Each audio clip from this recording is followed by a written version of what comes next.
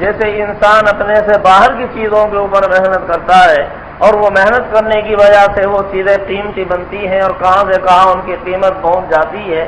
ایک لکڑی کے اوپر انسان نے محنت کی، وہ لکڑی کسی کام کی نہیں تھی، لیکن جب انسان نے محنت کی تو محنت کرنے سے کیسی بہترین الماریاں بن گئی، کیسی بہترین اس کے ذریعے سے الماری تیار ہو گئی، کتنے بہترین جوڑی تیار ہو گئی، کتنی بہترین مسیری بن گئی اور کیا کیا چیزیں بن گئی۔ انسان نے لوہے پر محنت کی، کیسی کیسی مشینیں بن گئی، کیسے کیسے انجن بن گئے، اور اسی طرح اور دوسری قسم کی مشینیں تیار ہو گئیں۔ یہ انسان کی محنتی کرنے کی وجہ سے۔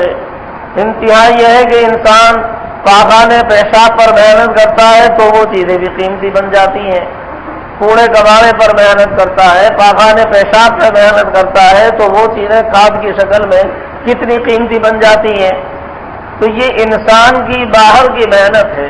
جب انسان کی باہر کی محنت کی وجہ سے یہ چیزیں اتنی قیمتی بن جاتی ہیں، اگر انسان خود اپنی ذات کے اوپر محنت کرے تو پھر یہ انسان قیمتی بنتا ہے، اس انسان کی ترقی ہوتی ہے، انسان کے لیے مقامات بلند ہوتے ہیں اور انسان کے لیے ترقی کے راستے کھلتے ہیں جب یہ انسان اپنی ذات کے اوپر محنت کرتا ہے۔ باہر کی چیزوں پر محنت کرنے سے تو وہ باہر کی چیزیں قیمتی بنتی ہے، اور انسان اپنی ذات پر محنت کرتا ہے تو یہ خود انسان قیمتی بنتا ہے۔ انسان اپنی ذات پہ محنت کرتا ہے تو محنت کرتے کرتے انسان کے اندر ایمان کا نقشہ بنتا ہے، ایمان انسان کے اندر پیدا ہوتا ہے، قیمتی بنتا ہے۔ اس ایمان کی وجہ سے انسان کی قیمت میں کتنا اضافہ ہو جاتا ہے، یہ انسان کہاں سے کہاں پہنچ جاتا ہے۔ اس ایمان کی وجہ سے یہ انسان جنت کا مستحق ہو گیا، اتنی بڑی جنت کا مستحق ہو گیا کہ ادنا درجے کا ایمان والا اس پوری دنیا سے 10 گنے بڑی جنت کا مستحق بن گیا۔ جو انسان نے تھوڑی سی اپنے اوپر محنت کی اور ایمان کا نقشہ اپنے اندر بن گیا، اس ایمان کی وجہ سے اتنا بڑا اس کا مقام بلند ہو گیا اور اتنا بڑا اس کے لیے رستہ کھل گیا اور اتنی بڑی ترقی ہو گئی کہ جنت جیسی چیز، وہ جنت، اور جنت بھی اتنی بڑی، اس پوری دنیا سے 10 گنے بڑی جنت اللہ تعالیٰ اس انسان کو عطا فرماتے ہیں جس کے دل میں ایمان کا نقشہ بن گیا۔ یہ ایمان، یہ اپنی محنت کرنے کی وجہ سے انسان کی ترقی ہوئی۔ حیوانوں کا یہ حال نہیں ہے۔ انسان محنت کرتا ہے تو محنت کرتے کرتے اپنے اندر نماز کا نقشہ بنتا ہے، محنت کرتے کرتے انسان کے اندر تقویٰ آتا ہے، محنت کرتے کرتے اللہ کی محبت کا نقشہ بنتا ہے، محنت کرتے کرتے انسان کے اندر اللہ کی معرفت کے نقشے پیدا ہوتے ہیں، محنت کرتے کرتے اگر نبی اکرم صلی اللہ علیہ وسلم کی محبت اور معرفت کی کیفیتیں پیدا ہوتی ہیں، محنت کرتے کرتے انسان کے اندر اتباع سنت کا صحیح جذبہ پیدا ہوتا ہے اور اس اتباع سنت کی وجہ سے اس انسان کا مقام بلند ہوتا ہے۔ انسان اپنی ذات کے اوپر محنت کرتا ہے تو محنت کرنے سے انسان کے اندر اخلاق حسنہ پیدا ہوتے ہیں، اخلاق رذیلہ انسان کے اندر سے نکلتے ہیں، تقویٰ آتا ہے، طہارت آتی ہے، پاکیزگی آتی ہے، اور محنت کرتے کرتے انسان کے اندر سخاوت کا جذبہ پیدا ہوتا ہے، قناعت آتی ہے، صبر آتا ہے، اور مزاج کے خلاف باتوں پہ برداشت کرنے کا مادہ انسان کا بنتا ہے کہ مزاج کے خلاف باتوں پر آدمی صبر کرتا ہے اور ان کو برداشت کرتا ہے، تو یہ تحمل مزاج کے اندر، یہ صبر کی کیفیت، یہ محنت کرتے کرتے انسان کے اندر آتی ہے۔ اور ظاہر ہے کہ ان چیزوں کے آ جانے سے انسان کتنا قیمتی بنتا ہے، اپنے لیے بھی قیمتی بنتا ہے، مخلوق کے لیے بھی قیمتی بنتا ہے۔ جس انسان کا تزکیہ نہیں ہوا، جس انسان کے اندر اخلاق رذیلہ موجود ہے، گندے اخلاق موجود ہیں، اچھے اخلاق اس کے اندر موجود نہیں، معمولی معمولی بات کے اوپر وہ بگڑے گا، معمولی معمولی بات کے اوپر دوسروں پہ ناراض ہوگا، خفا ہوگا، تو ظاہر ہے کہ ایسا آدمی کس کے لیے مفید ہے؟ اس سے گھر والے بھی پریشان، اس سے بستی والے بھی پریشان، محلے والے بھی پریشان، اپنے بھی پریشان، رشتے دار بھی پریشان، ناک پہ مکھی نہیں بیٹھنے دیتا، معمولی بات کے اوپر ناراض ہوتا ہے، بیوی پریشان، والدین پریشان۔ جب تک آدمی کا یہ مزاج ہے، غصے کا مزاج ہے، لڑائی کا مزاج ہے، جھگڑے کا مزاج ہے، اس کے اندر صبر نہیں، اس کے اندر تحمل نہیں، उसमें तवाज़ो नहीं, उसमें आजिज़ी नहीं, उसमें बड़ाई के नक्शे हैं। जाहिर है कि जब ये बड़ाई का नक्शा होगा तो मामूली बात पर हर किसी से वो फाड़ खाने को आएगा, लड़ाई करने के लिए आएगा। जैसे एक भेड़िया होता है, जैसे एक दरिंदा होता है, जैसे एक सांप होता है, ये इंसान होकर ये भी दरिंदा सिफत है। मामूली बात पे लड़ने के लिए आना, मामूली बात पे एक दूसरे को डसना, मामूली बात के ऊपर एक दूसरे को मिटाने की कोशिश करना और एकदम गुस्से में आग बगोला हो जाना, जिससे जाहिर है कि ये सिफत कोई इंसानों की सिफत थोड़ा ही है, ये तो हैवानों की सिफत है। जब तक ये चीज इंसान के अंदर मौजूद है तो जब तक ये इंसान किसी के लिए मुफीद नहीं, ना अपने घर वालों के लिए मुफीद, ना महल्ले वालों के लिए मुफीद, ना अपने साथियों के लिए और दोस्तों के लिए मुफीद। और जब मेहनत करते करते आदमी के अंदर से बड़ाई खत्म हुई, मेहनत करते करते इंसान के अंदर आजिज़ी की सिफत पैदा हुई, मेहनत करते करते आदमी के अंदर तवाज़ो आई, मेहनत करते करते आदमी के अंदर अब्दियत आई। अब अगर कोई आदमी मिजाज के खिलाफ बातें भी करता है अब उसे बर्दाश्त करता है। कोई ऐसी बातें कि जो गुस्सा दिलाने वाली है लेकिन आदमी सब्र करता है, दरगुजर करता है। हज़रत बायज़ी बुस्तामी रहमतुल्लाह अलैह एक दफा गुजर रहे हैं रास्ते से, ऊपर से किसी ने कूड़ा कबाड़ा उठाया और उसने नहीं देखा कि गुजरने वाला कौन है, ऊपर से तमाम का तमाम डाल दिया। हज़रत बायज़ी बुस्तामी रहमतुल्लाह अलैह नमाज जुमा के लिए तशरीफ ले जा रहे हैं, कपड़े बदले हुए हैं, गुस्ल किए हुए हैं, खुशबू लगाए हुए हैं और वो पूरे का पूरा कूड़ा कबाड़ा उठाया और अपना उठा के डाल दिया। वो पूरे का पूरा इनके बदन के ऊपर पड़ा। अगर मिजाज के अंदर आजिज़ी न होती, तवाज़ो न होती तो क्या होता? इनमें तवाज़ो, आजिज़ी, एकदम अल्लाह का शुक्र अदा किया, अल्लाह तेरा शुक्र है, मैं तो अपनी बदआमालियों की वजह से इसका मुस्तहिक़ था कि मेरे ऊपर तो ईंट बरसती, पत्थर बरसते और ईंट पत्थर मेरे ऊपर बरसाए जाते, अल्लाह तेरा शुक्र है। ये तो कूड़ा कबाड़ा मेरे ऊपर आया, कपड़े गंदे हुए, चोट तो नहीं आई, तकलीफ तो नहीं लगी, अल्लाह तेरा शुक्र है। हम में से कोई होता तो घर वालों के साथ लड़ाई करता और झगड़ा करता और क्या क्या करता। हज़रत इब्राहीम इब्न अदहम रहमतुल्लाह अलैह एक बस्ती से गुजर रहे हैं, वहाँ करीब में कब्रिस्तान है। किसी सिपाही का गुजर हुआ, उसने इनसे पूछा कि भाई बस्ती किधर है? इन्होंने कब्रिस्तान की तरफ इशारा किया कि इधर है। इन्होंने तो हकीकत में बताया था सही कि बस्ती तो वही है।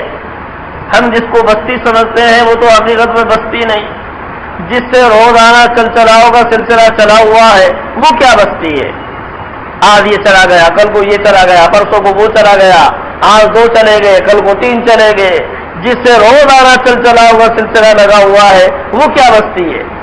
और कब्रिस्तान में जाने के बाद कोई वापस नहीं आता, जो चले गए बस वहां पहुंच गए, तो बस्ती तो वही है, आबादी की जगह तो वही है।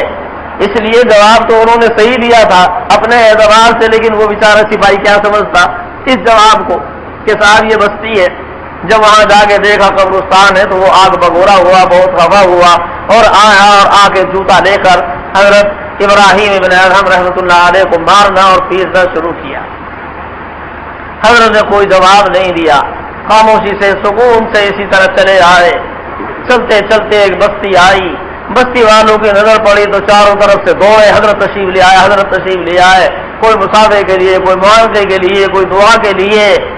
अब सिपाही ने देखा कि भाई ये तो कोई बड़े आदमी है, बुजुर्ग आदमी है, अगर इन्होंने शिकायत कर दी तो ये तो मेरी बोटी बोटी नोच खाएंगे और मेरी तो खैर नहीं है अगर इन्होंने जरा सी शिकायत कर दी।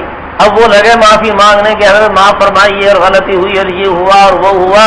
इन्होंने कहा माफी की कोई जरूरत नहीं, दूसरा जूता मारने से पहले पहला जूता मैं माफ कर देता था, दूसरा जूता मारने से पहले पहला जूता माफ कर देता था कि मेरी वजह से अगर नबी अकरम सल्लल्लाहु अलैहि वसल्लम के एक उम्मती को जहन्नम में आज़ाब हो मेरा क्या फायदा, मैं माफ कर देता था। इसलिए माफी की कोई बात नहीं। जब आदमी में तवाज़ु होती है, जब आदमी के अंदर अब्दियत आती है, फिर तो ये हाल होता है। दूसरों की तकालीफ पर भी आदमी सब्र करता है, अपने घर वालों की तकालीफ पर भी सब्र करता है। बीवी मिजाज के खिलाफ बात कर रही है, सब्र किया, वालिद ने कुछ कहा सब्र किया, भाई ने कुछ कहा सब्र किया, पड़ोसी ने कुछ कहा सब्र किया। अब ऐसा आदमी सबके लिए मुफीद ही मुफीद है, न किसी से लड़ाई, न किसी से झगड़ा, لیکن یہ کب ہوا؟ جب آدمی اپنی ذات کے اوپر محنت کرے گا، جب یہ چیزیں آئیں گی۔ محنت کرتے کرتے بڑائی نکلے گی، محنت کرتے کرتے اندر جو بیٹھا ہوا ہے غرور، اندر جو بیٹھا ہوا ہے بڑائی کا مادہ، وہ نکلے گا محنت کرتے کرتے۔ اور محنت کرنے کے بعد پھر اب اس کے اندر تواضع آئے گی، پھر اس کے بعد ابدیت آئے گی، پھر عاجزی آئے گی۔ کوئی کیسا بھی مزاج کے خلاف بات کرے گا، آدمی برداشت کرے گا، اب اس کو غصہ نہیں آئے گا، وہ آپ سے باہر نہیں ہوگا۔ اب یہ آدمی اپنے گھر والوں کے لیے مفید، رشتے داروں کے لیے مفید، محلے والوں کے لیے بھی مفید، جس کے واسطے دیکھو مفید ہی مفید، سب کی باتیں برداشت کرتا ہے، سب کی سنتا ہے، کسی کو کچھ نہیں کہتا، لڑائی نہیں کرتا، جھگڑا نہیں کرتا۔ ایسے ہی آدمی کے اندر مثلا ہرس رکھی ہوئی ہے، ہرس کا حاصل یہ ہے کہ اس کا مال لوں، اس کو لوٹا، اس کو گھسوٹا، کسی طرح مال آنا چاہیے، رشوت سے آئے، سود سے آئے، یا کسی کا دل دکھا کر آئے، یا بیوہ کا آئے، یا یتیم کا آئے، مال آنا چاہیے۔ لیکن جب آدمی محنت کرتا ہے اور محنت کرتے کرتے ہرس کا مادہ ختم ہوتا ہے، اور محنت کرتے کرتے ہرس ختم ہوگی، اور محنت کرتے کرتے اب اس کے اندر قناعت کی صفت آئے گی، جو اللہ نے دے دیا بس اس کے اوپر صبر ہے، اس کے اوپر قناعت ہے۔ محنت کرتے کرتے اب آدمی کے اندر سخاوت کا مادہ آئے گا، اور جب اپنے اندر سخاوت آئی، اپنے اندر سے بخل ختم ہوا۔ پہلے تو یہ تھا کہ وہ بخل کی وجہ سے نہ اپنی بیوی پہ خرچ کرتا ہے، نہ والدین پہ خرچ کرتا ہے، نہ رشتے داروں پہ خرچ کرتا ہے، نہ کسی مہمان کے اوپر خرچ کرتا ہے، وہ ایک ایک پیسے سے خرچ کرتے ہوئے بچتا ہے، اور ہرس کی وجہ سے ہر ایک کے مال کو سمیٹنا چاہتا ہے۔ بیوہ کا مال آ جائے، یتیم کا مال آ جائے، حالانکہ بیوہ کا مال اگر آیا تو کیا ہوگا، یتیم کا مال آیا تو کیا ہوگا؟ ان الذین یاکلون اموال الیتامی ظلما انما یاکلون فی بطونہم نارا وسیصلون سعیرا۔ جو لوگ یتیموں کے مالوں کو کھا رہے ہیں وہ تو اپنے پیٹ میں آگ کے انگارے بھر رہے ہیں۔ یتیموں کا مال چاہے وہ حلووں کی شکل میں ہو، چاہے وہ رسگلوں کی شکل میں ہو، لیکن وہ تو آگ کے انگارے ہیں جو اپنے اندر بھر رہے ہیں۔ ان الذین یاکلون اموال الیتامی ظلما انما یاکلون فی بطونہم نارا وسیصلون سعیرا۔ اور اس کی وجہ سے دہتے انگاروں میں اس کو جانا پڑے گا۔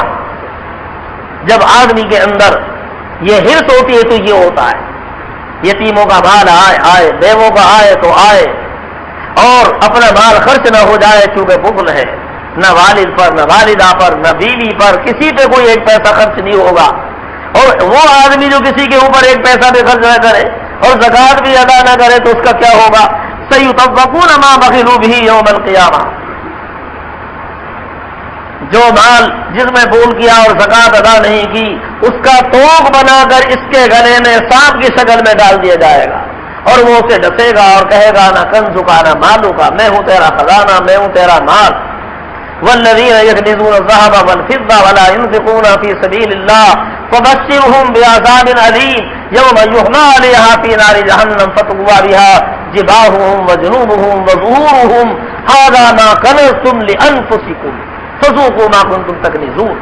جو لوگ سونا چاندی خزانہ جمع کر کے رکھتے ہیں اور اس میں سے بخل کی وجہ سے خرچ نہیں کرتے، زکوٰۃ بھی نہیں دیتے، بیوی بچوں پہ بھی خرچ نہیں کرتے، والدین پہ بھی خرچ نہیں کرتے، اور دینی تقاضوں میں بھی خرچ نہیں کرتے، فرمایا ایسے لوگوں کو دردناک عذاب کی بشارت سنا دیجیے، جس روز اس خزانے کو آگ کے اندر تپایا جائے گا، اور آگ کے اندر تپا کر ان کی پیشانی، ان کے چہرے، ان کے بازو، ان کے پیٹ، ان کو داغا جائے گا، اور داغتے ہوئے کہا جائے گا یہ ہے وہ خزانہ جو تم نے جمع کر کے رکھا تھا۔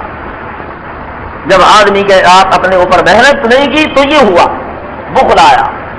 آدمی کے پاس بھی اگر لکھ پتی بھی ہے، کروڑ پتی بھی ہے، ارب پتی بھی ہے، ایسا آدمی کسی کے لیے کوئی مفید نہیں، جو اپنے بیوی بچوں کے لیے کارآمد نہیں، جو اپنے والدین کے لیے کارآمد نہیں، جس کا پیسہ اپنی ذات پہ خرچ نہ ہو، جس کا پیسہ اپنے رشتے دار پہ خرچ نہ ہو، جس کا پیسہ کسی محتاج اور غریب کے اوپر خرچ نہ ہو، تو اس کا پیسہ وہ خزانہ کس کے لیے کیا مفید ہوا؟ میں تو کہا کرتا ہوں کہ ایسا آدمی تو بالکل اس اژدہا کی طرح ہے۔ پہلے سنتے تھے کہ جب کہیں کوئی خزانہ مدفون ہوتا ہے تو کوئی اژدہا اس کے اوپر مسلط ہو جاتا ہے، اور وہ اژدہا نہ تو اس خزانے کو خود استعمال کرتا ہے، نہ کسی دوسرے کو استعمال کرنے دیتا ہے، نہ وہ خزانہ اس کے کام کا نہ کسی اور کے کام کا۔ ایسے یہ آدمی بھی خزانے کے اوپر اژدہا بن کر مسلط ہو گیا ہے، نہ خود کھاتا ہے اور استعمال کرتا ہے اور نہ کسی اور کو کھانے دیتا ہے اور استعمال کرنے دیتا ہے، تو اس کا خزانہ کس کے لیے مفید؟ اللہ نے یہ مال دیا، دولت دی، لیکن جو کسی کے بھی کام نہ آئے اور کسی کو بھی فائدہ نہ پہنچائے، وہ خزانہ کس کام کا؟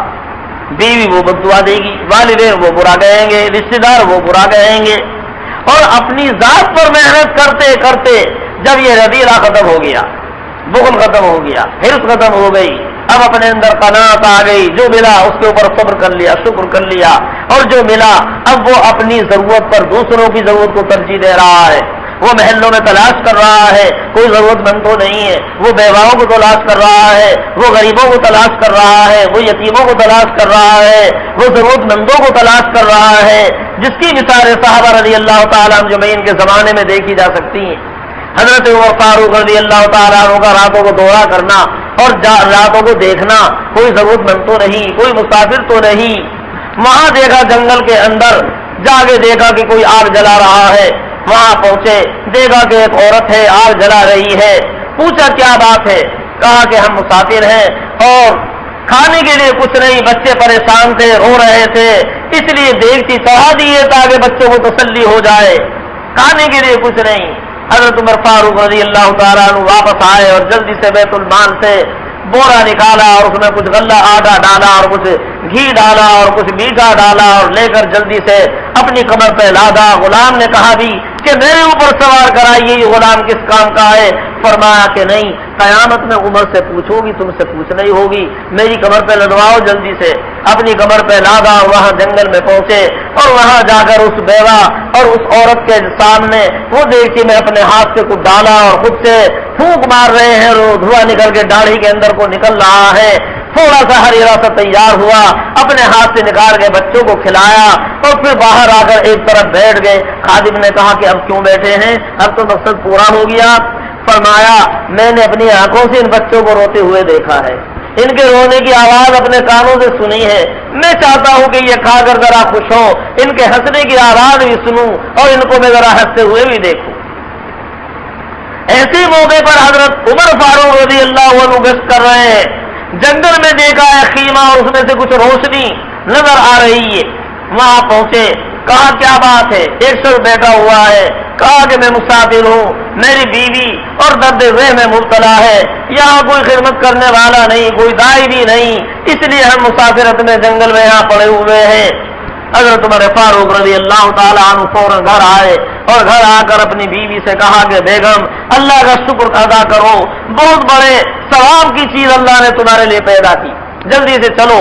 کہا کہ خیر تو ہے، کیا بات ہے؟ کہ اسی طرح ایک عورت ہے اور ایک مسافر اپنی بیوی کو لیے ہوئے ہیں اور بچہ پیدا ہونے کا وقت قریب ہے، تمہیں خدمت کرنے کا موقع مل جائے گا، جلدی چلو۔ بیوی نے کہا بہت اچھا۔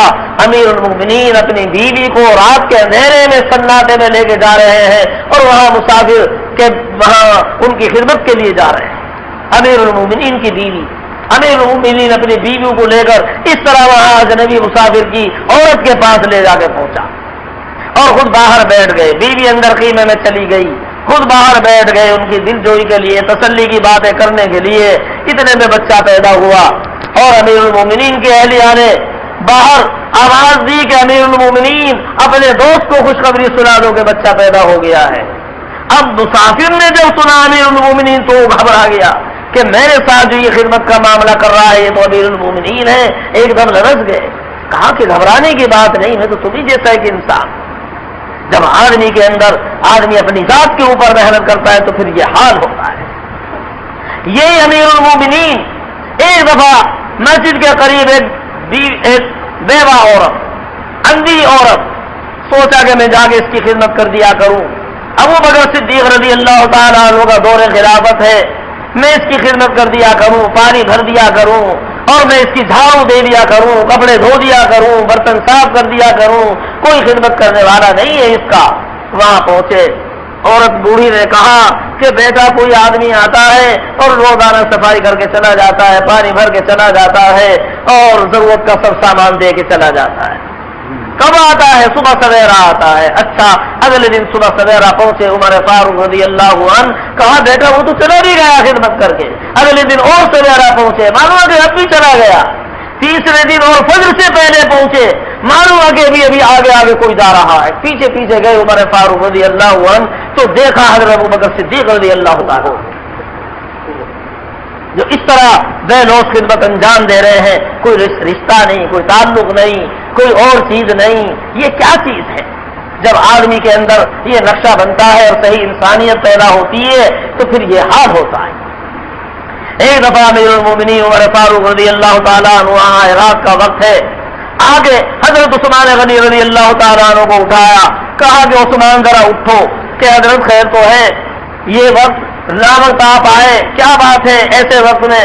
کہا کہ وہ ایک قافلہ تاجروں کا آیا ہوا ہے اور باہر بستی سے باہر ٹھہرا ہوا ہے. مجھے یہ ڈر ہوا کہ کہیں ایسا نہ ہو کہ وہ بیچارے تھکے ماندے آدمی ہوں گے, وہ تو پڑھ کے سو جائیں اور کوئی چور آ کر ڈاکو آ کر ان کے قافلے کو نہ لوٹ جائے, ان کا سامان نہ لے جائے. چلو ہم تم اس قافلے کا پہرا دیں گے جا کر.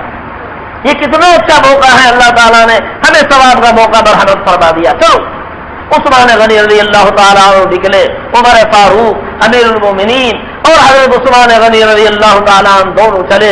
وہاں جا کے دیکھا تو واقعی مقابلہ ٹھہرا ہوا ہے اور جیسا خیال تھا عمر فاروق رضی اللہ تعالیٰ عنہ کا, سگا باندھا قافلہ اور سب پڑے ہوئے سو رہے. یہ حضرات گئے, جا کے ان کا پہرا دینا شروع, جا کے پہرا دے رہے ہیں, پوری رات پہرا دیتے رہے. اور جب فجر کا وقت ہو گیا, اذان کی آواز آئی تو ان میں سے ایک ساتھی کو اٹھایا چپکے سے اور انہیں بتایا بھی نہیں کہ ہم کون ہیں, یہ بھی نہیں بتایا کہ ہم نے رات بھر پہرا دیا ہے, ہم نے تمہارے اوپر کوئی احسان کیا ہے. آج تو کوئی معاملہ اگر ادھرا تھا تو اس پر اپنا احسان جتائیں گے, اخباروں میں چھاپیں گے اور معلوم نہیں کیا کیا کریں گے. وہاں ان کو ذکر تک نہیں کیا اور چپکے سے ان کو اٹھا کر تاکہ ساتھی بیدار ہو جائیں چلے آئے. جب آدمی اپنی ذات پہ محنت کرتا ہے تو یہ انسان مخلوق کے لیے اتنا مفید بنتا ہے. اب یہ پوری کائنات کے لیے مفید, پڑوسی کے لیے مفید, غیروں کے لیے مفید. اب اس کی ذات سے کسی کو تکلیف نہیں پہنچتی. اب یہ صحیح معنی میں انسان بنا, ہر کسی کو فائدہ پہنچانے والا بنا. وہاں افریقہ کی جگہ جانا ہوا. حضرت مولانا مسیح اللہ نور اللہ مرکزہ کے بارے میں ایک شخص نے بتایا, ہمارے یہاں ٹھہرے تھے, رات کو ہم نے دیکھا کسی وقت میں آنکھ کھلی تو ایک طرف بیٹھے ہوئے ہیں. ہم نے پوچھا حضرت خیریت تو ہے, کیا بات ہے؟ فرمایا کہ وہ بستر پر بلی لیٹی ہوئی ہے. یہ پسند نہیں کیا میں نے کہ میں اسے اٹھاؤں اور اپنی وجہ سے اس کو بے آرام کروں, میں اپنی وجہ سے اسے تکلیف پہنچاؤں اور میں اسے بے آرام کروں, یہ میں نے پسند نہیں کیا. اس لیے بیٹھا ہوا ہوں. بستر پر جاؤں گا تو بلی اٹھے گی اور اس کو تکلیف ہوگی, اس لیے یہاں بیٹھا ہوا ہوں. کیا ہم اپنے عزیز و قریب کو بھی تکلیف سے بچانے کی اتنی فکر کرتے ہیں؟ اپنے رشتہ داروں کو بھی تکلیف سے بچانے کی اتنی فکر کرتے ہیں؟ اپنے گھر والوں کو بھی, اپنے والدین کو بھی تکلیف سے بچانے کی اتنی فکر کرتے ہیں؟ نہیں, کیونکہ ہم نے ہماری ذات سے وہ محنت ہی نہیں ہوئی. جیسے ایک لکڑی ہوتی ہے, بھائی لکڑی جب تک اس پر محنت نہ کی جائے تو لکڑی پڑی ہوئی ہے, وہ تو اسی طرح چولہے میں جلانے کے قابل ہے. ہاں جب اس کے اوپر رنجے مارے جائیں گے اور بسورے مارے جائیں گے اور محنت اس کے اوپر کی جائے گی, اب وہ بن کے تیار ہوگی لکڑی. اس میں تو محنت کرنے کی ضرورت ہے. جیسے باہر کی چیزوں پر محنت کرنے کی ضرورت ہے, اسی طرح انسان کی اپنی ذات پر بھی محنت کرنے کی ضرورت ہے.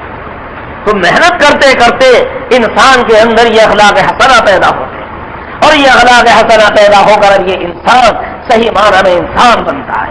اب اس کے ذریعے سے اللہ کے مخلوق کو فائدہ پہنچتا ہے, یہاں سے جگر کو نکلتا ہے, فائدہ پہنچتا چلا جاتا ہے. اب اس کی حیثیت تو ایسی ہوتی ہے جیسے گلاب کا پھول. گلاب کا پھول جو دیکھے گا اسے فائدہ پہنچے گا کہ نہیں پہنچے گا, اور کانٹا جس کو بھی لگے گا وہ تو کانٹا خون ہی نکالے گا, تکلیف بھی پہنچائے گا. بس یہ سمجھو کہ بغیر جس نے اپنی ذات پہ محنت نہیں کی وہ تو کانٹے کی طرح ہے, اور جس نے اپنی ذات کے اوپر محنت کر لی تو وہ تو گلاب کے پھول کی طرح ہو گیا. حضرات انبیاء علیہم الصلوۃ والسلام دنیا میں اسی لیے تشریف لاتے ہیں. آج پوری دنیا میں جو محنت ہے مادی چیزوں پر محنت ہے, باہر کی چیزوں کے اوپر محنت ہے, اپنی ذات کے اوپر محنت نہیں. اور باہر کی چیزیں جتنی بھی ہیں محنت کرنے سے وہ قیمتی بنیں گی, لیکن ان کے قیمتی ہونے سے خود یہ انسان قیمتی نہیں بنے گا. اور یہ باہر کی چیزیں انسان کا ساتھ نہیں دیں گی. انسان یہاں سے دوسری جگہ جانے لگے تو یہ باہر کا ساز و سامان جو بنایا ہے وہ اس کے ساتھ نہیں جائے گا. مکان ساتھ نہیں جائیں گی، کوٹھیاں ساتھ نہیں جائیں گی، مشینیں ساتھ نہیں جائیں گی، اس کے کارخانے اس کے ساتھ نہیں جائیں گے۔ ہاں اندر کا جتنا بنا ہوا انسان کے ساتھ ہے وہ ہر وقت ساتھ جاتا ہے۔ آپ یہاں سے اجمیر شریف جائیں، اندر جو بنایا ہے وہ آپ کے ساتھ جائے گا، آپ کا ایمان آپ کے ساتھ جائے گا، آپ کی دوستی آپ کے ساتھ جائے گی، آپ کی محبت آپ کے ساتھ جائے گی، قرآن پاک حفظ اگر کیا ہے تو وہ آپ کے ساتھ جائے گا، علم دین اگر حاصل کیا ہے تو وہ آپ کے ساتھ جائے گا، اللہ کی محبت قلب میں ہے تو وہ آپ کے ساتھ جائے گی، حضرت نبی اگر صلی اللہ علیہ وسلم کی محبت ہے تو وہ آپ کے ساتھ جائے گی۔ جہاں آپ جائیں گے اندر کا بنا ہوا 100% وہ آپ کے ساتھ جائے گا۔ آپ دسترخوان پر بیٹھیں گے، اگر حافظ ہے تو بھی حافظ ہے، عالم ہے تو بھی عالم ہے، آپ کے اندر اللہ کی محبت ہے تو بھی محبت ہے، اور اگر آپ بیت الخلاء میں جائیں گے تو بھی حافظ ہے، بیت الخلاء میں جائیں گے تو بھی عالم ہے، بیت الخلاء میں جائیں گے تو بھی اللہ کی محبت آپ کے ساتھ موجود ہے، بیت الخلاء میں جائیں گے تو بھی حضرت نبی اگر صلی اللہ علیہ وسلم کی محبت آپ کے قلب کے اندر ہے۔ جہاں بھی جائیں گے اندر کا بنا ہوا 100% آپ کے ساتھ جائے گا۔ جب دنیا سے آدمی رخصت ہوگا، یہاں کا بنا ہوا 100% جس پر پوری زندگی آدمی نے لگائی، مکانوں پہ محنت کی یہاں رہ جائیں گے، کارخانوں پہ محنت کی یہاں رہ جائیں گے، سڑکوں پہ محنت کی یہاں رہ جائیں گی، کارخانے بنائے تھے، فیکٹریاں بنائی تھی یہاں رہ جائیں گی۔ ایک چیز بھی انسان کے ساتھ نہیں جائے گی، یہاں تک کہ بدن کے کپڑے بھی اتار لیے جائیں گے، پیروں کے جوتے بھی نکال لیے جائیں گے، آنکھوں کا چشمہ بھی اتار لیا جائے گا، ہاتھ کی لٹھیاں بھی چھین لی جائے گی، آدمی خالی ہاتھ جائے گا، نہ بیوی ساتھ جائے گی، نہ بچے جائیں گے، نہ والدین جائیں گے، ایک دمڑی بھی ساتھ نہیں جائے گی۔ سکندر ذوالقرنین جیسا بادشاہ جو پوری دنیا کے اوپر اس نے سلطنت کی، جب اس کے انتقال کا وقت آیا اس نے نصیحت کی، وصیت کی، جب میرا جنازہ تیار ہو جائے مجھے کفن پہناؤ تو میرے ہاتھ کفن سے باہر نکال دینا۔ لوگوں نے کہا بھلا ایسا کیسے ہو سکتا ہے، اتنا بڑا بادشاہ اور کفن سے ہاتھ باہر نکلے ہوئے ہوں؟ فرمایا میں چاہتا ہوں میرا جنازہ نکلے اور دنیا کو نصیحت کرتا ہوا نکلے۔ وہ سکندر جو پوری دنیا پہ حکومت کرتا تھا، دنیا سے جب گیا تو خالی ہاتھ گیا۔ سکندر جب گیا دنیا سے دونوں ہاتھ خالی تھا۔ سکندر جیسا بادشاہ دنیا سے جاتا ہے تو خالی ہاتھ جاتا ہے۔ جب دنیا سے آدمی جاتا ہے خالی ہاتھ جاتا ہے، اور پیدا ہوتا ہے تو مٹھی بند ہوتی ہے، بھرا ہوا آتا ہے، اللہ کے خزانوں سے لیے ہوئے آتا ہے۔ اللہ تعالیٰ نے جو لکھ دیا ہے اتنا رزق ملے گا، اتنا کھانا ملے گا، اتنا پینا ملے گا، وہ مٹھی بند کیے ہوئے آ رہا ہے۔ اللہ تعالیٰ نے سب کچھ دے کر کے بھیجا ہے۔ اماں کے پیٹی میں لکھ دیا جاتا ہے کھانا کتنا ملے گا، لکھ دیا، پانی کتنا ملے گا، لکھ دیا، کتنی عمر ہوگی، کتنے سانس ہوں گے، لکھ دیا، اور یہ سعید ہے، یہ شقی بدبخت ہے، لکھ دیا گیا۔ پھر اس کے بعد میں دنیا میں اب یہ آ رہا ہے، مٹھی بند آ رہا ہے، اللہ کی طرف سے خزانوں سے لیے ہوئے آ رہا ہے، جا رہا ہے۔ جتنا اس دنیا کے اوپر محنت کی تھی بتا کے جا رہا ہے کہ میں خالی ہاتھ جا رہا ہوں۔ دنیا میں جتنی محنت کی ایک دمڑی میں ساتھ لے کے نہیں گیا، مکانوں کو چھوڑ گیا، کارخانوں کو چھوڑ گیا، فیکٹریاں چھوڑ گیا، رات دن جس کے لیے محنت کی ایک ایک چیز چھوڑ گیا، خالی ہاتھ دنیا سے گیا۔ اپنی ذات میں کوئی اگر محنت کی تھی تو وہ ساتھ گیا، اگر ایمان پہ محنت کی تھی تو ایمان ساتھ گیا، اعمال پہ محنت کی تھی تو اعمال ساتھ ہے، قبر میں بھی ساتھ ہے، دوست واپس آ گئے، والدین واپس آ گئے، اولاد واپس آ گئی، سب دفن کر کے واپس آ گئے، لیکن اب جو اندر کا بنا ہوا تھا اب وہ اس کے ساتھ ساتھ۔ اب اگر فرشتے عذاب دینا چاہتے ہیں تو ایک طرف سے نماز آ کر کھڑی ہو جاتی، ایک طرف سے روزہ آ کے کھڑا ہو جاتا ہے، ایک طرف سے دوسرے اعمال آ کے کھڑے ہو جاتے، تم اسے عذاب نہیں دے سکتے۔ ایک طرف سے سورہ ملک تبارک الذی آ جائے گی، الف لام میم تنزیل آ جائے گی اگر کوئی پڑھتا تھا، اور کفن کے اندر آدمی کے بدن کو چمٹ جائے گی، تم اسے عذاب نہیں دے سکتے، یہ تو میری تلاوت کرتا تھا، اور اللہ سے جھگڑا کرنا شروع کرے گی۔ اللہ تعالیٰ اگر میں تیرے قرآن کا حصہ ہوں تو اس کی بخشش کر دے، اور اگر میں تیرا قرآن شریف میں سے نہیں ہوں تو مجھے اپنے قرآن سے خارج کر دے۔ وہ بخشوائے گی اور عذاب سے بچائے گی۔ اسی لیے اس سورت کا نام سورہ منجیہ حدیث شریف میں آیا ہے، عذاب قبر سے نجات دلانے والی سورت سورہ ملک۔ یہ قرآن پاک یہ سورہ ملک کی تلاوت کرتا ہے، الف لام میم تنزیل کی تلاوت کرتا تھا، اپنے اندر پر محنت کی ہے تو اندر کا بنا ہوا 100% اس کے ساتھ جائے گا، باہر کا بنا ہوا سب کا سب یہاں رہ جائے گا۔ انبیاء علیہ السلام جو دنیا میں تشریف لاتے ہیں انسان کو اصل اسی محنت کی طرف توجہ دلانے کے لیے آتے ہیں۔ دنیا میں تو مادی مزاج ہے، باہر کی چیزوں پہ محنت کرنے کا مزاج ہے، لیکن یہ نبوی مزاج نہیں، یہ تو قارون کا مزاج، یہ تو فرعون کا مزاج، یہ تو حامان کا مزاج، یہ تو شداد کا مزاج، باہر کی دنیا پر محنت کرنا اور اپنے آپ کو فراموش کرا دینا۔ ہاں اپنی ذات کے ساتھ ساتھ اب باہر بھی محنت کرے آدمی تو کوئی مضائقہ نہیں، لیکن اپنے آپ کو تو فراموش کر دیا، اپنی ذات کو تو بھلا دیا اور بس باہر کی دنیا پہ آدمی محنت میں لگا ہوا ہے، تو یہ نبوی مزاج نہیں ہے اور یہ انسان کے لیے کامیابی نہیں ہے۔ جب دنیا سے جائے گا تو خالی ہاتھ جائے گا۔ ہاں اگر اپنے اندر کچھ محنت کی ہے اب یہ آدمی 100% کامیاب ہے۔ اب دنیا سے جائے گا، دنیا کی زندگی کئی دن کی ہے، جب دنیا سے جائے گا اندر کا بنا ہوا ساتھ لے کے جائے گا، ایمان لے گیا یہ ہے آدمی کامیاب، ہمارے صالحہ لے کر گیا یہ ہے کامیاب، اللہ کی محبت لے کر گیا یہ ہے کامیاب۔ اور جب اندر انسان کا بنتا ہے، انسان کے اندر اللہ کی محبت آتی ہے، تقویٰ آتا ہے، طہارت آتی ہے، پاکیزگی آتی ہے، تو پھر اللہ تعالیٰ دنیا میں بھی اس کو نوازتے ہیں۔ یا ایھا الذین آمنوا ان تنصروا اللہ ینصرکم، تم اگر اللہ کی مدد کرو گے تو اللہ تعالیٰ تمہاری مدد کرے گا۔ اللہ تعالیٰ کی مدد وہ مادی اسباب کی محتاج نہیں ہے اور دنیاوی اسباب کی محتاج نہیں ہے، وہ اعمال جن اعمال پر اللہ کی مدد آتی ہے، ہم وہ اعمال اگر اختیار کریں تو اللہ کی مدد آئے گی اور وہ اللہ اسباب کی محتاج نہیں ہوگی۔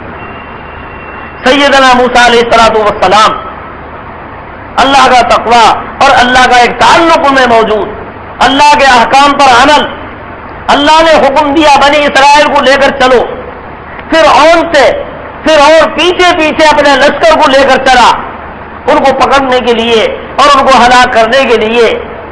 موسیٰ علیہ السلام سے ان کی قوم نے کہا قالوا یا موسیٰ انا لمدرکون، کہا موسیٰ آج تو ہم کو پٹوا دیا، آج تو ہم بالکل مارے گئے، سامنے دریا ہے آگے نہیں بڑھ سکتے، پیچھے فرعون اپنا لشکر لیے ہوئے آ رہا ہے، آج تو ہمیں یہاں چل آگے پٹوا دیا اور مروا دیا۔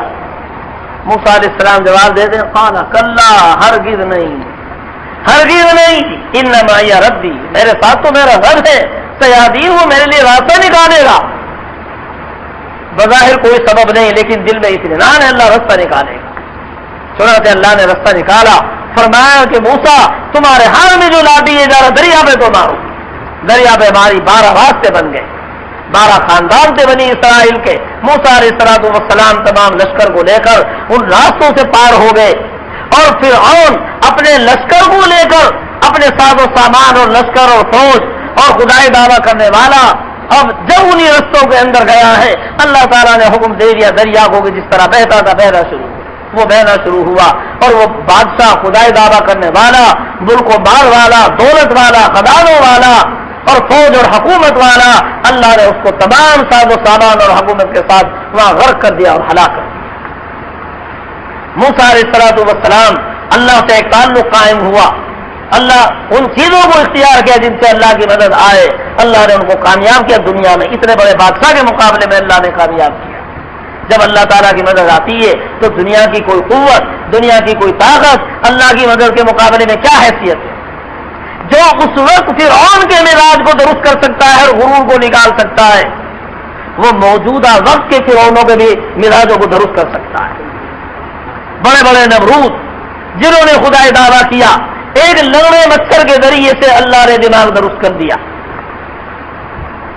اللہ تعالیٰ جب مدد کے لیے آتا ہے وہ تو جس سے چاہے کام لے لے، وہ مچھروں سے کام لے لے اور جب وہ چاہے تو چڑیوں سے کام لے لے۔ ابرہہ جیسا بادشاہ خانہ کعبے کو اٹھانے کے لیے آیا، خواجہ عبد المطلب نے خانہ کعبے کے دروازے پکڑ کر پردے پکڑ کر اللہ سے دعا مانگی، اللہ کی مدد کو شامل حال کیا اور پھر اپنے قافلے کو لے کر پہاڑ پر پہنچے کہ اب تماشا دیکھو۔ اللہ تعالیٰ کی رحمت جوش میں آئی، اللہ نے چھوٹی چھوٹی چڑیوں کو بھیج دیا، ذرا ذرا سی چڑیے، کس کے مقابلے میں؟ ہاتھیوں کے مقابلے میں۔ وہ ہاتھیوں کا لشکر لیے ہوئے اور اللہ نے چھوٹی چھوٹی چڑیوں کو بھیجا اور 3 مسور کے دانے کے برابر ذرا ذرا سی کنکریاں ایک چونچ میں لیے ہوئے، دو پنجوں میں دبائے ہوئے یہ چڑیاں آئیں، اور یہ چڑیا ایک ہاتھی سوار کے اوپر وہ ذرا سی وہ مسور کے دانے کے برابر کنکری ڈالتی ہے، اور وہ کنکری کیا ہے؟ وہ تو ایک بم ہے، اس کے سر کو پھاڑتی ہوئی اور ہاتھوں کو چیرتی ہوئی اور پاخانے کے رستے سے نکلتی ہوئی اور ہاتھی کو چیرتی پھاڑتی زمین کے اندر جاتی ہے۔ ایک چڑیا 3 ہاتھیوں اور 3 ہاتھی سواروں کو ختم کرتی ہے، ایک ذرا سی چڑیا۔ اس طرح ذرا سی دیر میں دیکھتے ہی دیکھتے پورا لشکر یہاں سے وہاں تک ہاتھیوں کا کاسب معقول کھائے ہوئے بھسے کی طرح ہو گیا۔ اللہ تعالیٰ نے سورہ فیل میں وہ واقعہ بیان فرمایا ہے، الم تری کیف فعل ربک باصحاب الفیل۔ اصحاب فیل کا واقعہ آپ کو معلوم نہیں؟ کس طرح اللہ نے ان کی ساری تدبیروں کو فیل کر دیا، چھوٹی چھوٹی چڑیوں کو بھیج کر اللہ تعالیٰ نے ان کا بھیجا نکال دیا اور دماغ درست کر دیا۔ جو اللہ تعالیٰ اس وقت مدد کر سکتا ہے وہی خدا آج بھی مدد کر سکتا ہے۔ جس قوت اور طاقت کے ساتھ وہ اس وقت میں تھا اسی قوت اور طاقت کے ساتھ وہ آج بھی موجود ہے، نہ اس کی کوئی قوت میں کمی آئی، نہ طاقت میں کمی آئی، نہ اس کے ملک کے اندر کمی آئی، اس کی کسی چیز کے اندر ذرہ برابر کمی نہیں آئی۔ کمی کائی کی ہے؟ ہم اللہ کی مدد کو حاصل کرنے والے بن جائیں، جن اعمال پر اللہ کی مدد آتی ہے ہم ان اعمال کو اختیار کریں، ہم اللہ کی طرف متوجہ ہوں، اللہ سے اپنا رشتہ جوڑیں، اللہ سے اپنا رشتہ قائم کریں، پھر دیکھیں اللہ کی مدد آتی ہے کہ نہیں، اور اللہ کی مدد کس طرح آتی ہے۔ اور اللہ کی مدد آئے گی تو ساری حکومتیں اور سلطنتیں اور قوتیں اس کے سامنے مکڑی کے جالوں کی طرح بھی نہیں ہیں۔ بڑے بڑے مکڑی کے جالے گھر میں لگے ہوئے ہوں، آپ ذرا سے جھاڑو لیتے ہیں اور یہاں سے وہاں تک سب کو صاف کرتے ہوئے چلے جاتے ہیں۔ اللہ تعالیٰ کے یہاں ان ساری حکومت اور طاقتوں کی حیثیت مکڑی کے جالوں کی طرح بھی نہیں۔ لیکن ہمیں جو ضرورت ہے اللہ کی طرف متوجہ ہونا اور ان اعمال کو اختیار کرنا کہ جن سے اللہ کی مدد آئے، اس کی کرنے کی ضرورت ہے۔ آج اسی کی ساری کمی ہے۔ یا ایھا الذین آمنوا ان تنصروا اللہ ینصرکم، ایمان والو تم اللہ کی مدد کرو گے تو اللہ تمہاری مدد کرے گا، اللہ کا وعدہ ہے۔ تم اللہ کی مدد کرو، اللہ کی مدد کرنا کیا؟ اللہ کے دین کی مدد کرو، اور اللہ کے دین کی مدد کیا؟ پہلے تم اللہ کے دین کو اپنی زندگی میں لاؤ اور پھر اسی دین کو اللہ کے بندوں میں پھیلاؤ۔ پہلے وہ دین اپنی زندگی میں لاؤ اور پھر اس کو دنیا میں پھیلاؤ۔ جب تم اللہ کے دین کی مدد کرو گے ینصرکم، اللہ تمہاری مدد کرے گا، اور جب اللہ کی مدد آ جائے گی تو اللہ کی مدد کا مقابلہ کرنے والا کوئی ہے؟ اللہ تعالیٰ کی مدد کا کون مقابلہ کر سکتا ہے؟ آج ہم ظاہری اسبابوں کے اندر لگے ہوئے ہیں اور معلوم نہیں کیا کیا سوچ رہے ہیں۔ بھئی ہم ان اعمال کو اختیار کریں کہ جن کی وجہ سے اللہ کی مدد آتی ہے، پھر دیکھیں اللہ تعالیٰ کی مدد آئے گی یا نہیں آئے گی۔ کوئی سوال ہی پیدا نہیں ہوتا کہ اس کی مدد نہ آئے۔ لیکن جب تک ہم ان اعمال کو اختیار نہیں کریں گے، ہم لاکھ چاہیں کہ یہ حالات ختم ہو جائیں تو یہ حالات ختم نہیں ہوں گے۔ یہ تو جس کی طرف سے حالات آئے ہیں جب تک اسی سے نہیں منوائیں گے اور وہ ان حالات کو نہیں بدلے گا حالات درست نہیں ہوں گے۔ یہ حالات خود بخود نہیں آتے، اس کا تو کوئی مالک ہے، اس کے حکم کے بغیر ایک پتا بھی نہیں ہلتا، اس کے حکم کے بغیر ہوا کا ایک جھونکا بھی نہیں چلتا، اس کے حکم کے بغیر بارش کا ایک قطرہ نہیں ٹپکتا۔ وہی دلوں میں دوستی ڈالتا ہے اور وہی دلوں کے اندر دشمنی ڈالتا ہے۔ وہی اللہ تعالیٰ چاہتا ہے تو محبت پیدا کرتا ہے اور وہی چاہتا ہے تو دلوں میں نفرت ڈالتا ہے۔ ہم اس سے جب تک اپنا رشتہ نہیں جوڑیں گے، جب تک اس کی مدد نہیں آئے گی۔ ایک بادشاہ، اس کا شہزادہ، بادشاہ نے شہزادے کو بہت سا اپنا ملک اور مال دیا، دولت دی، کچھ فوج دے دی۔ اب یہ شکر گزاری کرنے کے بجائے نافرمانی کے اوپر اتر آیا اور اس نے سوچا کہ میں تو خود اب بادشاہ ہوں اور میں بادشاہ کیا ہوتا ہے، اور بادشاہ کا مقابلہ شروع کر دیا اور وہ بغاوت کے اوپر اتر آیا۔ بادشاہ نے اسے سمجھایا، اپنے وزیروں کو کہا ذرا اسے جا کے سمجھاؤ۔ وزیروں نے جا کے سمجھایا، اس کی سمجھ میں نہیں آئی۔ جب کسی طرح اس کی سمجھ میں نہیں آئی تو بادشاہ نے بھنگی کو مسلط کیا کہ اس کے جوتے باہر ہو جاتا۔ اب شہزادے کے جوتے پڑ رہے ہیں اور بھنگی اس کے سر پہ مسلط ہے۔ اگر شہزادہ چاہے کہ میں اس بھنگی کا مقابلہ کروں تو اس کا مقابلہ نہیں کر سکتا۔ یہ شہزادہ ہے وہ بھنگی ہے لیکن مقابلہ نہیں کر سکتا، اس لیے کہ وہ تنہا بھنگی نہیں ہے، وہ تو بادشاہ کا مقرر کیا ہوا بھنگی ہے۔ اگر اس ایک کا مقابلہ کر لے گا تو بادشاہ کے یہاں بھنگیوں کی کمی نہیں، وہ دوسرا بھنگی مسلط کر دے گا، تیسرا کر دے گا، چوتھا کر دے گا۔ اس کا علاج اس کے علاوہ کچھ نہیں کہ یہ بادشاہ کے قدموں میں گر جائے اور معافی مانگے، آئندہ کے لیے عہد کرے، بادشاہ کے قدموں میں گرے گا، معافی مانگے گا، بادشاہ اسے اٹھائے گا، سینے سے لگائے گا، پھر یہ شہزادہ ہے، پھر کسی کی کیا مجال ہے کہ شہزادے کی طرف ترچھی نظر سے بھی دیکھے؟ بھنگی تو بھنگی، کسی بڑے سے بڑے وزیر کی بھی مدار نہیں کہ اس کی طرف ترچھی نظر سے دیکھ سکے۔ بس یہی حال انسان کا بھی ہے۔ ہم اگر اللہ تعالیٰ سے اپنا رشتہ صحیح کر لیں، اللہ کو راضی کر لیں، ان اعمال کو اختیار کرنے والے بن جائیں، اپنے اندر ان اعمال کی محنت کریں جن سے اللہ راضی ہوتا ہے، اللہ خوش ہوتا ہے، اور اس کی محنت دوسروں کے پھیلانے کے اندر بھی کریں، اور 100% نہیں اکثریت کے اندر اگر وہ اعمال پیدا ہو گئے اعمال صالحہ، پھر دیکھو اللہ کی مدد آتی ہے کہ نہیں۔ اللہ نے پہلے بھی مدد کی، صحابہ رضی اللہ عنہ اجمعین کی مدد کی، نہتوں کی مدد کی، بغیر اسباب کی مدد کی، اس کے بعد ہمیشہ اللہ نے مدد کی۔ آج بھی انہی اعمال کی بنیاد کے اوپر اللہ کی مدد آئے گی، لیکن ہم جیسی محنت ہونی چاہیے ویسی ہماری محنت نہیں ہے۔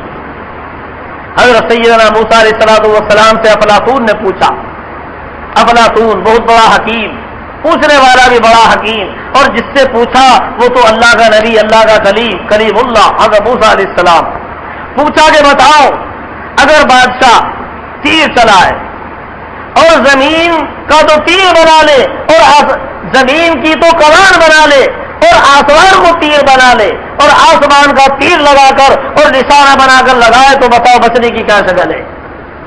موسیٰ علیہ السلام نے فرمایا کہ تیر چلانے والے کے قریب آ جائے، جو تیر چلا رہا ہے اس کے قریب آ جائے، اس کے جسم سے چمٹ جائے، جب اس کے پاس آ جائے گا تو تیر دور والے کے لگتا ہے، قریب والے کے نہیں لگتا۔ اللہ تعالیٰ کے قریب آ جائے، اللہ تعالیٰ سے اپنا رشتہ جوڑ لے۔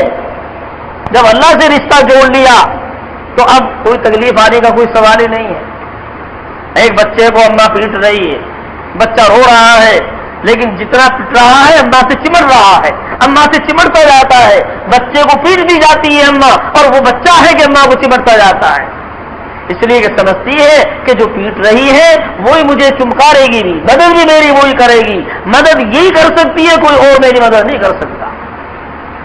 چنانچہ پٹتا ہے اور اماں سے چمٹتا جاتا ہے، وہ بھی جانتی ہے کہ میری مدد کی کیا شکل ہے۔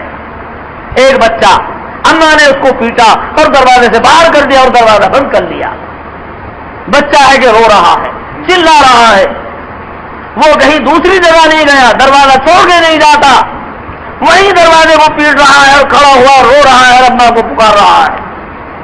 تھوڑی دیر اماں صبر کرتی ہے، لیکن جب تھوڑی دیر گزر گئی تو اماں کی محبت کو جوش آتا ہے، ایک دم دروازہ کھولتی ہے اور اسے سینے سے لگاتی ہے، خبردار آئندہ تو نہیں کرنے گا ایسی حرکت۔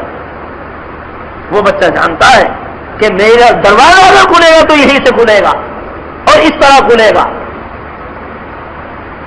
آج ہم دنیا کے حالات آتے ہیں، مصیبتیں آتی ہیں اور کیا کیا طوفان آتے ہیں، آج ہم کوئی نا امید ہو کر بیٹھ جاتا ہے، کوئی کیا کرتا ہے، کوئی کیا سوچتا ہے۔ بھئی جو اصل اسباب ہے ان کو اختیار کرنے کی ضرورت ہے، اپنے اندر اللہ تعالیٰ کی اعمال صالحہ، اللہ کی رضامندی کے اعمال ان کو لانے کی ضرورت ہے، نافرمانیوں سے توبہ کرنے کی ضرورت ہے، اور تنہا اپنا عمل کر لینا بھی کافی نہیں، ان اعمال پر، اعمال صالحہ پر لوگوں کو لانا ہے، اپنے بھائیوں میں وہ اعمال صالحہ پیدا کرنے ہیں۔ جب اکثریت میں وہ اعمال صالحہ پیدا ہو جائیں گے اب اللہ کی طرف سے مدد آئے گی۔ آج ہم ذرا اپنی بستیوں کا جائزہ لیں، محلوں کا جائزہ لیں، دیکھیں نماز پڑھنے والے کتنے ہیں۔ ہم نے تو اپنے یہاں جائزہ لیا، 20-25% سے زیادہ نمازی نہیں۔ جب 100 کے اندر 20 آدمی نمازی ہو اور 80 آدمی بے نمازی ہو تو اب اللہ کی طرف سے جو معاملہ ہوگا نمازیوں جیسا ہوگا یا بے نمازیوں جیسا ہوگا؟ بھئی 80 کلو تو پانی ہو اور اس میں 20 کلو آپ اس میں دودھ ڈال دیں تو وہ پانی ہوگا یا دودھ ہوگا؟ کوئی دودھ کے دام خرید لے گا اس کو؟ کوئی نہیں خریدنے کا۔ 80 کلو تو پتھر پتھری اور 20 کلو اس کے اندر گیہوں ڈال دیے، تو کیا کوئی گیہوں کی قیمت اس کی لگا دے گا؟ نہیں لگائے گا۔ بھئی یہ حال ہے اعمال کا بھی، نیک اعمال پر اللہ کی مدد آتی ہے، لیکن جب اعمال نیک اعمال اکثریت میں ہو تبھی تو وہ اللہ کی مدد آئے گی۔ جب اکثریت بدعمالیوں کی ہو، بے حیائیوں کی ہو، اللہ کے احکام کو توڑا جا رہا ہو، کلم کلا اس کے احکام کو توڑا جا رہا ہو، تو اللہ کی مدد کیسے آئے گی؟ اور کوئی ان پہ محنت کرنے والا بھی نہ ہو۔ حضرت نبی اکرم صلی اللہ علیہ وسلم نے ایک مثال بیان فرمائی ہے نیک اعمال کرنے والے اور برے اعمال کرنے والوں کی، ایک مثال دی ہے۔ ایک جہاز ہے، جہاز کے اندر 2 درجے ہیں، ایک نیچے کا درجہ ایک اوپر کا درجہ، اس میں لوگ سوار ہیں، اوپر کے درجے میں نیچے کے درجے میں۔ نیچے درجے والے پانی پینے کے لیے اوپر کے درجے میں جاتے ہیں، اوپر والے کہتے ہیں کہ تمہارے آنے سے ہم کو تکلیف ہوتی ہے لہذا تم یہاں مت آؤ۔ نیچے درجے والوں نے کہا کہ اچھا پانی تو ہمارے قریب ہے، ہم نیچے سوراخ کیے لیتے ہیں، سمندر ہمارے قریب ہے، وہاں سے پانی حاصل کریں گے پیئیں گے۔ سوراخ کرنا شروع کر دیا۔ اوپر درجے والے دیکھ رہے ہیں کہ یہ سوراخ کر رہے ہیں، اور اوپر والے نے سوچا اگر یہ سوراخ کریں گے تو ہمارا کیا بگاڑیں گے؟ سمندر میں سے پانی آئے گا تو ان کے درجے میں آئے گا، ہمارا درجہ تو محفوظ رہے گا، لہذا ہمیں کیا ضرورت ہے کچھ کہنے کی۔ انہوں نے سوراخ کر لیا، پانی آ گیا۔ جب پانی آیا تو جب نچلا درجہ ڈوبا تو اوپر والے بھی ڈوب گئے، اور اگر اوپر وہ درجے والے ان کو سوراخ کرتے ہوئے دیکھ کر ان کے ہاتھوں کو پکڑ لیں، خوشامد کر لیں ہم سوراخ نہیں کرنے دیں گے، تو خود بھی بچ جائیں گے، ان کو بھی بچا لیں گے۔ بس یہی حال ہے اعمال صالحہ کا۔ بھائی اگر بدعمالیاں کر رہے ہوں لوگ اور ہم کچھ اپنے نیک اعمالوں میں بھی مشغول ہوں، لیکن ہم ان لوگوں کی کوئی فکر نہ کر رہے ہوں اور ان کو برائیوں سے نہ روک رہے ہوں، تو ایسی حالت میں اللہ کی طرف سے جب عذاب آئے گا، اللہ کی طرف سے پکڑ آئے گی تو ہم بھی بچیں گے نہیں۔ جب وہ ڈوبیں گے تو ہم بھی محفوظ نہیں رہیں گے۔ اللہ تعالیٰ نے ایک فرشتے کو حکم دیا فلاں بستی میں جاؤ اور اس کو پلٹ دو۔ فرشتے وہاں پہنچے، وہاں جا کر دیکھا کہ اللہ کا نیک بندہ، اور اتنی مدت سے کبھی کوئی اللہ کی نافرمانی نہیں کی۔ اللہ تعالیٰ سے عرض کیا کہ پروردگار وہاں تو تیرا ایسا نیک بندہ موجود ہے، کبھی تیری نافرمانی تک نہیں کی اس نے مدت سے۔ اللہ تعالیٰ نے فرمایا کہ اس سمید بستی کو پلٹ دو۔ اس نے ہماری نافرمانی تو نہیں کی، لیکن نافرمانیوں کو ہوتے ہوئے دیکھ کر کبھی کسی کو منع بھی تو نہیں کیا، چہرے کے اوپر شکن بھی تو نہیں پڑی کہ یہ نافرمانیاں کیوں ہو رہی ہیں، ان کو مٹانے کی کوئی کوشش بھی تو نہیں کی، اس سمیت پلٹ دو۔ بدعمالیوں کی وجہ سے، اللہ کی نافرمانیوں کی وجہ سے، اللہ تعالیٰ کے احکام کو توڑے جانے کی وجہ سے، کلم کلا اللہ کے احکام کی بغاوت کی وجہ سے جب اللہ کی طرف سے عذاب آتا ہے اور پکڑ آتی ہے، تو ایسے وقت میں جو نیکوکار ہوتے ہیں وہ بھی نہیں بچتے، وہ بھی عذاب میں گرفتار ہوتے ہیں۔ گو قیامت میں اٹھیں گے، اپنے اپنے اعمال کے اعتبار سے اٹھیں گے، لیکن جب دنیا میں عذاب آئے گا تو وہ بھی بچیں گے نہیں۔ ایسے وقت میں لوگ کہتے ہیں کہ صاحب کیا دعا نہیں کرتے، کیا بزرگ دعا نہیں کرتے، کیا کوئی بزرگ نہیں ہے، کیا کوئی اللہ کا ولی نہیں ہے؟ حدیث شریف میں آیا ہے جب برائیوں کا غلبہ ہو، بے حیائیوں کا غلبہ ہو اور کلم کلا اللہ کی نافرمانیاں کی جا رہی ہوں اور ان کو مٹانے کی کوئی کوشش بھی نہ ہو، ایسے وقت میں اگر تمہارے اولیاء اور تمہارے صلاح دعائیں کریں گے تو ان کی دعائیں بھی قبول نہیں ہوں گی۔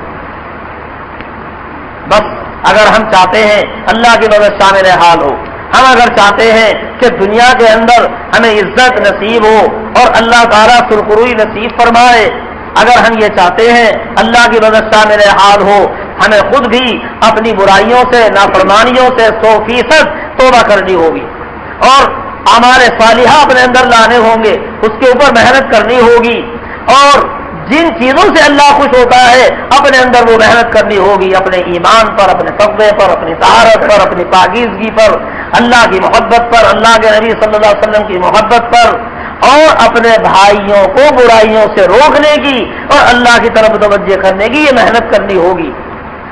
جتنی ہم محنت کریں گے اور لوگوں کے اندر جتنا ہمارے صالحہ پیدا ہوں گے اور نیک اعمال جتنے پیدا ہوتے چلے جائیں گے، اللہ کی مدد اتنی آتی شروع ہو جائے گی اور اللہ تعالیٰ کی اسی درجے مدد آتی جائے گی۔